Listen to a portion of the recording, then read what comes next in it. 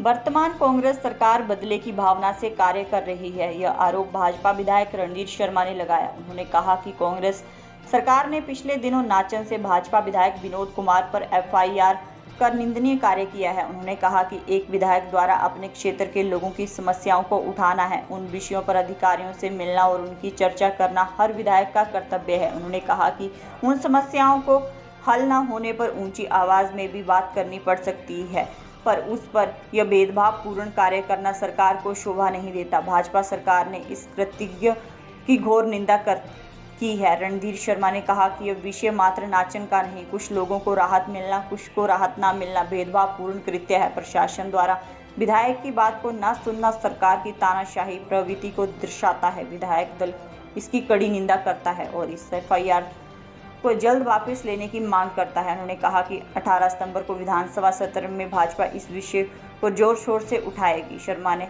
सरकार को चेताया कि कांग्रेस सरकार के भेदभावपूर्ण कार्य व वंदरवांड को नहीं रोका गया तो भाजपा सदन के साथ साथ सदन के बाहर भी इस विषय को उठाएंगे और इसको जन आंदोलन बनाएंगे, ताकि बाहरी सरकार को लोगों की समस्याएं सुनाई दे या दिखाई दे और लोगों को न्याय मिले।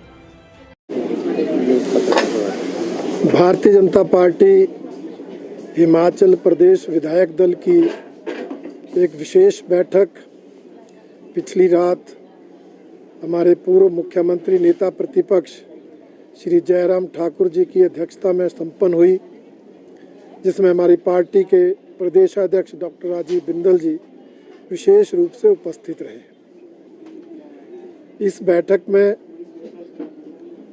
जहां हिमाचल प्रदेश में पिछले दिनों प्राकृतिक आपदा से जो मौतें हुई, 2 मिनट का मौन रखकर उनकी आत्मा की शांति की मांग की गई, शोक प्रस्ताव पारित किया गया।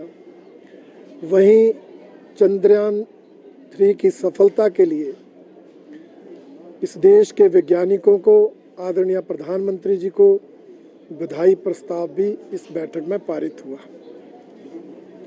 इसके अलावा अनेक विषयों पर इस बैठक में चर्चा हुई और विधायक दल का मानना है कि वर्तमान कांग्रेस सरकार बदले की भावना से काम कर रही।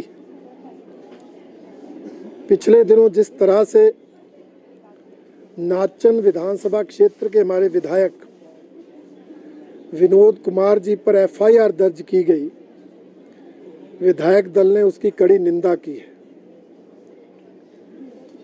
अपने क्षेत्र की जनता की समस्याओं को लेकर अधिकारियों से मिलना, अधिकारियों से बातचीत करना, ये हर विधायक का दायित्व है, कर्तव्य है। और अगर समस्याओं का समाधान ना हो तो कई बार विधायकों को ऊंची आवाज में भी बात करनी पड़ती है। और जो विषय नाचन का था वो भेदभाव का भी था, अन्याय का भी था, आपदा का भी था। आपदा के कारण कुछ लोगों को राहत मिल रही, कुछ को नहीं मिल रही। उस विषय को लेकर हमारे विधायक महोदय ने विषय उठाया था, परंतु समाधान करने की बजाय उन पर एफआईआर दर्ज करना, ये इस सरकार की तानाशाही को दर्शाता है, जिसकी विधायक दल ने कड़ी निंदा की है और मांग की है कि उस एफआईआर को वापस लेना चाहिए, क्योंकि विधायक ने कोई ऐसी गलत जो है हरकत नहीं की है, कोई ऐसा काम नहीं किया है जिसके कारण एफआईआर दर्ज हो सके। विधायक दल ने तुरंत उस एफआईआर को रद्द करने की मांग की है। दूसरा, विधायक दल की बैठक में हिमाचल प्रदेश में जो बारिश से आपदा आई उस पर विस्तृत चर्चा की गई। सभी विधायकों ने अपने विधानसभा क्षेत्र में बाढ़ से हुए नुकसान की चर्चा की और उस नुकसान के लिए प्रदेश सरकार क्या क्या कर रही है उस पर भी अपने विचार रखे। कुल मिलाकर जो स्थिति सामने आई, विधायक दल भारतीय जनता पार्टी का मानना है कि ये सरकार इस त्रासदी में पूरी तरह से फ्लॉप सिद्ध हुई है।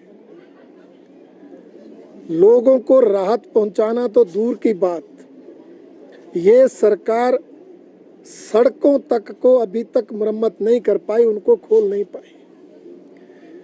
पंचायतों द्वारा बनाई हुई सड़कें तो दूर, लोक निर्माण विभाग द्वारा बनाई गई सड़कों की भी अभी तक मुरम्मत नहीं हो पाई है, जिसके कारण बागवानों को दिक्कत आ रही है, सब्जी उत्पादकों को दिक्कत आ रही है, अपने उत्पादन को मंडियों तक पहुंचाना मुश्किल हो रहा है।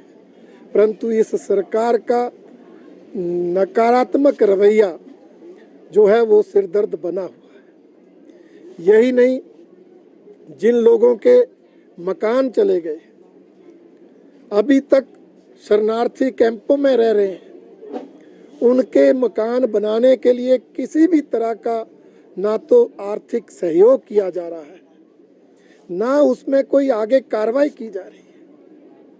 जिनकी जमीन बह गई, उनके मकान बनाने के लिए जमीन मुहैया करवाना, उसकी भी कोई कार्रवाई इस सरकार ने अभी तक शुरू नहीं की।